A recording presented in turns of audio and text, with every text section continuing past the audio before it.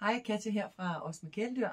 Så vil jeg lige vise jer, hvordan I tester jeres antigøhalsbånd. Og det er meget simpelt. Det første, jeg vil gøre, det var lige at tjekke, at alt er fyldt op og opladt. Så hold on-off-knappen inde. Den laver en lyd, og så blinker den grønt. Det betyder, at den er bare klar. Så slukker jeg lige igen ved at holde knappen inde. Og den laver en lyd igen. Så det eneste du gør, det er, at du putter dit stik ind i bagsiden af laderen. Og der er de her små tutter på, der skal ind i det rigtige stik her. Ups. Og den skal altså være sådan lidt langt ude her. Så sidder den perfekt. Så tager du stikket ned i din mobiloplader.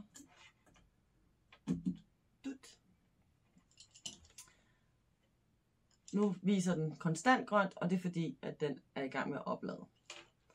Så holder du on-knappen inde.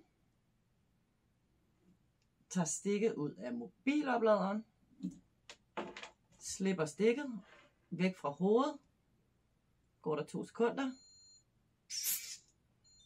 Og så bippede den og sprøjtede. Det betyder, at den er fyldt, den virker, alt er som det skal være.